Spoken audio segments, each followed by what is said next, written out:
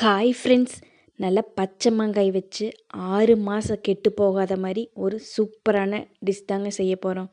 இது யார் வேணால் செய்யலாம், அவ்வளோ டேஸ்ட்டாக இருக்கும். சைடிஷ்க்கு இனி பிரச்சனையே இல்லைங்க. மாங்காய்னா பொதுவாக எல்லாத்துக்குமே ரொம்ப பிடிக்குங்க. அது இந்த மாதிரி செஞ்சு வச்சிட்டிங்கன்னா நீங்கள் சீசன் இல்லாத டைம் கூட மாங்காயோட டேஸ்ட்டை என்ஜாய் பண்ணலாம். வாங்க இது எப்படி செய்கிறதுன்னு பார்க்கலாம். இந்த ரெசிபி செய்கிறதுக்கு நான் நல்ல பச்சை மாங்காய் தான் எடுத்துருக்கேங்க. ஃப்ரெஷ்ஷான மாங்காயை பார்த்து எடுத்துக்கங்க. இது நல்லா வாஷ் பண்ணிவிட்டு கொஞ்சம் கூட தண்ணி இல்லாமல் ட்ரை பண்ணி எடுத்துகிட்டு வந்துடுங்க. அதுக்கப்புறம் இந்த பச்சை மாங்காயை மேல் தோல் மட்டும் லைட்டாக சீவி எடுத்துக்கலாங்க. இந்த மாதிரி வெஜிடபிள் எல்லாம் தோல் சீவும்ல, அதில் மாங்காயோட தோலை சும்மா ரஃப்பாக சீவி எடுத்துக்குங்க. ஃபுல்லாக சீவ வேண்டிய அவசியம் இல்லைங்க. லைட்டாக இந்த மாதிரி சீவி எடுத்துக்குங்க. கொஞ்சம் கொஞ்சம் அந்த பச்சை கலர் இருந்தால் பிரச்சனை இல்லைங்க. நான் சீவுற மாதிரி இந்த மாதிரி லைட்டாக சீவி எடுத்துக்குங்க. பாருங்கள் இந்த மாதிரி. இதுக்கப்புறம் நம்ம காய் துருவோம்ல, அதில் இந்த மாங்காயை துருவி எடுத்துக்கலாம். இந்த மாதிரி பெரிய ஓட்டை இருக்கும்ல, அதில் துருவி எடுத்துக்குங்க. அவ்வளோதாங்க. இந்த மாதிரி நீங்கள் எடுத்திருந்த எல்லா மாங்காயும் துருவி எடுத்துக்குங்க. மாங்காயில் இந்த மாதிரி செஞ்சு வச்சிட்டிங்கன்னா உங்களுக்கு தயிர் சாதம், ரச சாதம், அரிசியும் பருப்பு, தக்காளி சாதம் இதுக்கெல்லாம் சூப்பரான சைட் டிஷ்ஷாக இருக்குங்க. இது ஒரு கண்ணாடி பவுலுக்கு மாற்றி வச்சுருங்க. எல்லா மாங்காயும் துருவினதுக்கப்புறம் இந்த மாதிரி ஒரு கண்ணாடி பவுலில் மாற்றிடுங்க. இதுக்கப்புறம் இந்த டிஷ்ஷுக்கு தேவையான தூளுப்பு சேர்த்துக்குங்க. நம்ம அதிக நேரம் ஊற வைக்க போகிறதில்ல, அதனால் தூளுப்பு சேர்த்துக்குங்க. என்னடா உப்பெல்லாம் சேர்த்து ஊற வைக்கிறான்னு பார்க்குறீங்களா? இது ஊறுகாய் தாங்க. இது ஊறுகாய்ன்னு சொல்லலாம், தொக்குன்னு சொல்லலாம். அவ்வளோ டேஸ்ட்டாக இருக்கும். 6 மாதம் வரைக்கும் ஸ்டோர் பண்ணி வச்சுக்கலாம். உப்பு சேர்த்து இந்த மாதிரி நல்லா மிக்ஸ் பண்ணதுக்கப்புறம் ஒரு 10 நிமிஷம் மட்டும் அப்படியே விட்டுருங்க. 10 நிமிஷம் ஊறினாவே போதும்.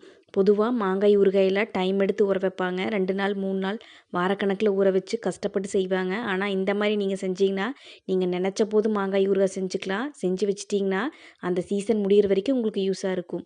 பாருங்கள், இதெல்லாம் நல்லா ஊறிடுச்சு. அதுக்கப்புறம் அடுப்பில் ஒரு பேன் வச்சுட்டு நல்லா 1/2 டம்ளர் அளவுக்கு எண்ணெய் விட்டுக்குங்க. நான் நல்லெண்ணெய் விட்டுருக்குறேன். எண்ணெய் காஞ்சதுக்கப்புறம் கடுகு கருவேப்பிலை சேர்த்து பொரியட்டும். இது பொரிஞ்சதுக்கப்புறம் 2 வரமிளகாய் சேர்த்துக்குங்க. இதெல்லாம் நல்லா பொரிஞ்சு வரட்டும். உங்கள்கிட்ட நல்லெண்ணெய் இல்லைன்னா கடலெண்ணெய், ரீஃபைண்ட் ஆயில் எது வேணால் சேர்த்துக்கலாம். இது நல்லா பொரிஞ்சதுக்கப்புறம் நம்ம துருவி ஊற வச்சுருந்த மாங்காயை இது கூட சேர்த்து நல்லா மிக்ஸ் பண்ணிக்கோங்க.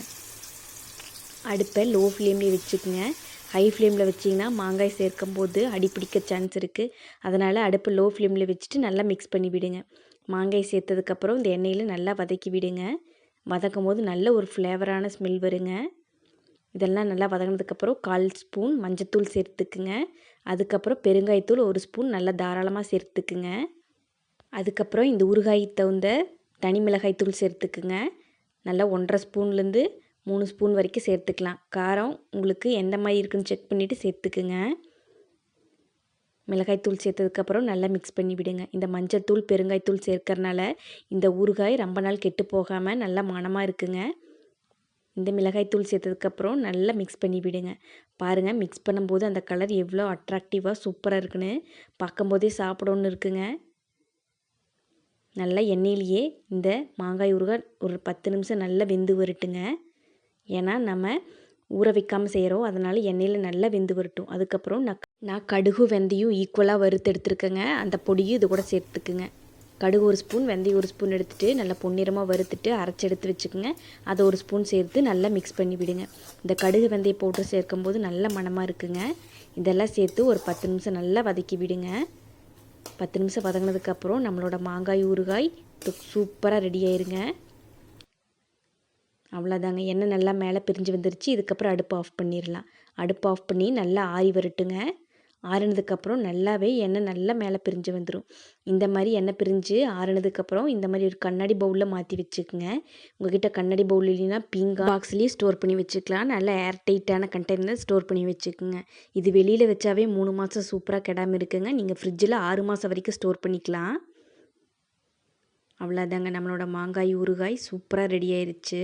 இந்த மாதிரி செஞ்சு வச்சிட்டிங்கன்னா சீசன் இல்லாத டைமும் நம்ம மாங்காயோட டேஸ்ட் ஃபீல் பண்ணலாம். இந்த ரெசிபி உங்களுக்கு பிடிச்சிருந்துச்சுன்னா லைக் பண்ணிக்கங்க, சேனலை சப்ஸ்கிரைப் பண்ணிக்கங்க. சப்ஸ்கிரைப் பண்ணிவிட்டு ஆளுங்கிற பெல்லை கிளிக் பண்ணிட்டீங்கன்னா நான் போடுற எல்லா வீடியோமே உங்களுக்கு நோட்டிஃபிகேஷனாக வந்துடுங்க. தேங்க்யூ.